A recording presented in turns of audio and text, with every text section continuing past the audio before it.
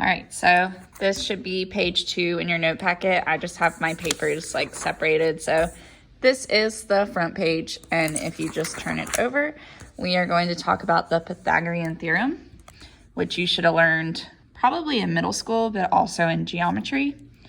The Pythagorean theorem we use for right triangles only.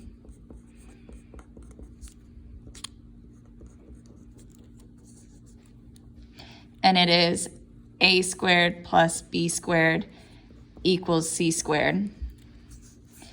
The c is the hypotenuse.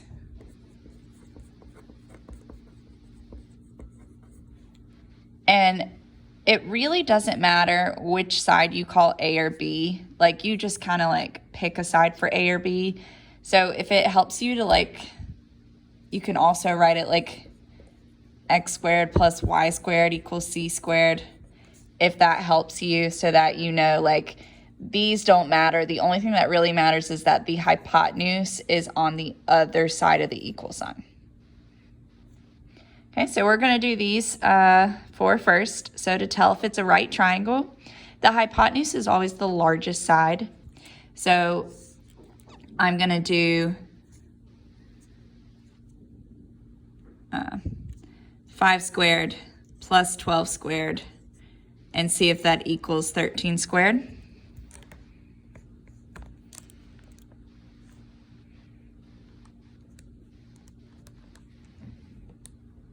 So I'm going to see what the square root of 169 is, and it's 13. So yes, this is a right triangle. All right, number 2, same thing. 7 squared plus 8 squared. Let's see if that is equal to 12 squared.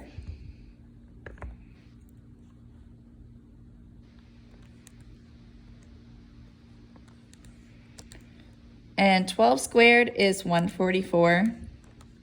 So I already know that this is not a right triangle, so this is no. Number 3.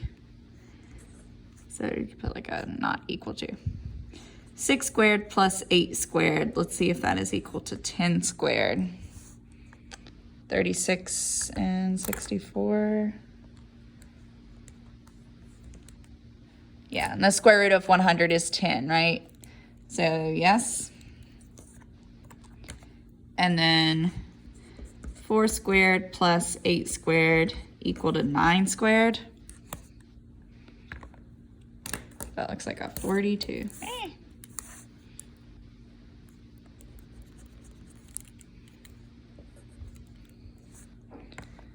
So 4 squared plus 8 squared. And I know that that is not 9. It's very close, but it's not exactly 9. But it's still no. Okay. Now for these, we are going to use the Pythagorean theorem to find the hypotenuse. So for both of these, this is going to be C. And I know it's the hypotenuse because it's across from the right angle. Sometimes it's kind of difficult to remember it as the longest side, so just remember it's across from the right angle. So it doesn't matter which one of these are A or B, okay? It doesn't matter. I'm just going to call that A. I'll call that B. So 12 squared plus 35 squared is equal to C squared. And now it's just calculator work.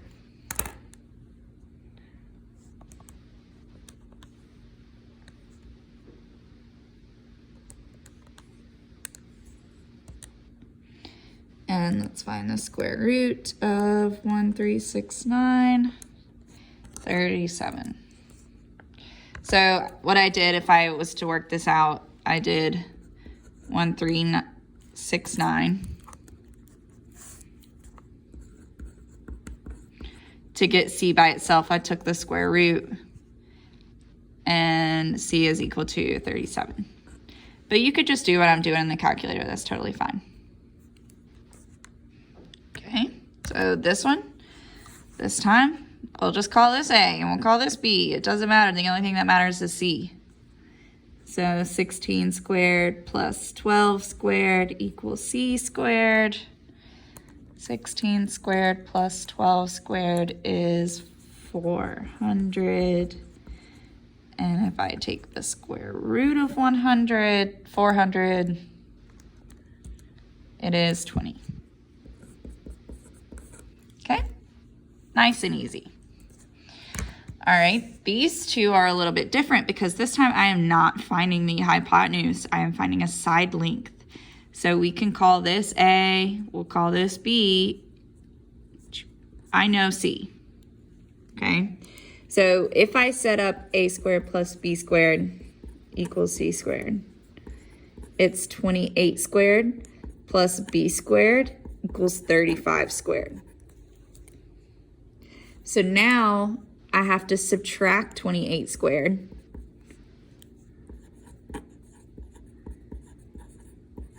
And now I can do my calculator stuff.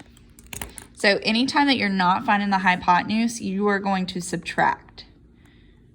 So 35 squared minus 28 squared, 441. Take the square root of 441, and I get that B is 21. Sorry, 21.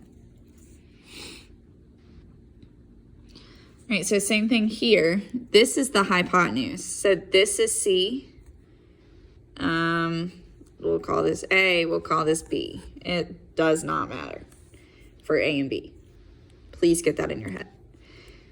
So if I have A squared plus B squared equals C squared, I'm still solving for B, so I'm gonna subtract. And something that you're gonna see me start doing is you're gonna see me like go ahead and set it up. I already know the hypotenuse, so I know that I'm gonna take the hypotenuse and I'm gonna have to subtract it from 24 squared. And that's gonna give me that side length. So if you're lost,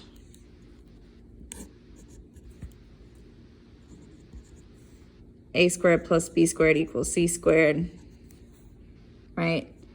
A is 24, C is 25, and for me to solve for B, I have to subtract 24 squared, okay? So literally same exact thing. I'm just not showing all this work, okay? So in my calculator, 25 squared minus 24 squared is 49. And the square root of 49 is 7. Okay. All right, for 1 and 2, we're gonna find the missing side of the triangle, and it's gonna tell me to round to the nearest tenth. Now I'm gonna go ahead and tell you that rounding to the nearest tenth is not something that we're gonna do often. We are gonna be doing radicals a lot, okay? So these aren't gonna work out perfectly. All right, I'm finding a side, not the hypotenuse. So when you set it up, it's 12 squared plus x squared equals 13 squared. I know I'm gonna have to take 13 squared and subtract 12 squared. 13 squared minus 12 squared is 25. So this one works out perfect. Take the square root of both sides. X is 5. This was perfect.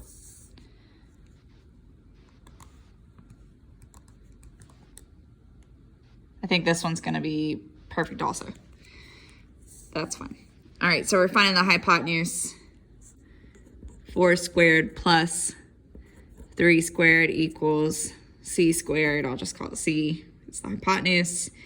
I'm adding because I'm finding the hypotenuse, and then this is 16 and 9, which is 25. We get the same exact thing. We get 5. Okay. So like I said, rounding will not happen often. You're gonna have to know how to simplify a radical, and we will review this. But For this one, I gotta find the missing side. I'm trying to find a side, not the hypotenuse. So if I'm showing out the work so that you're not confused, C is always the hypotenuse. I'm just gonna pick A to be 13. And then we're gonna take 15 squared, subtract 13 squared. That is 56. All right, so when I take the square root of 56, I'm going to get a decimal, and this is a no-no. More than likely, you are not going to write it as a decimal. Okay, we're gonna have to simplify that radical. So the way that we simplify that radical is we have to try to think of a perfect square that is inside of 56. So basically, we're just making like a factor tree. Okay, I'm just gonna show you my thought process. Let's try 16. Nope, that's a perfect square. Let's try 9. Nope, let's try 4. Yes. So I'm dividing it by perfect squares. So 56, a factor of 56 is going to be 4 and 14, because 4 times 14 is 56, okay? So underneath this square root, basically, I have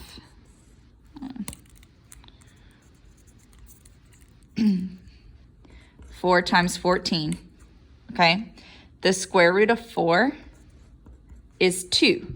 So I can bring that out. What's going to stay inside is 14, okay? Just to check, factors of 14 are 2 and 7.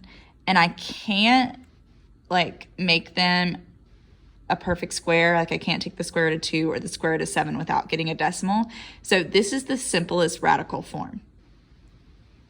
So this missing side is 2 square root of 14.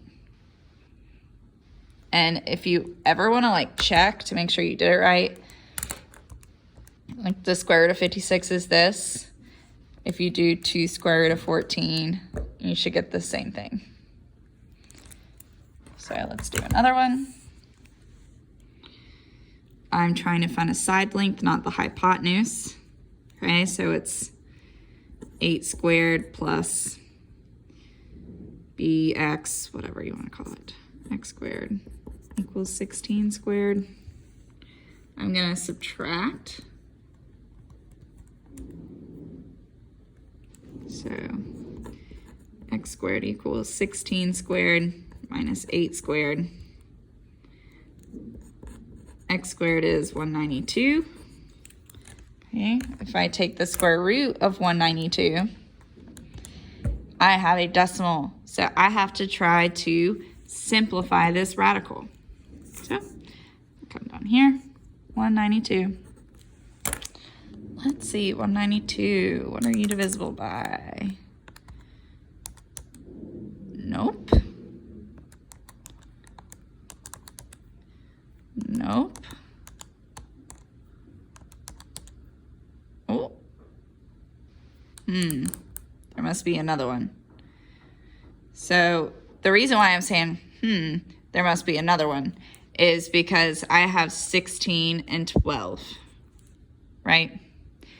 So if I have the square root of 16 times 12, the square root of 16 is 4, 4 square root of 12.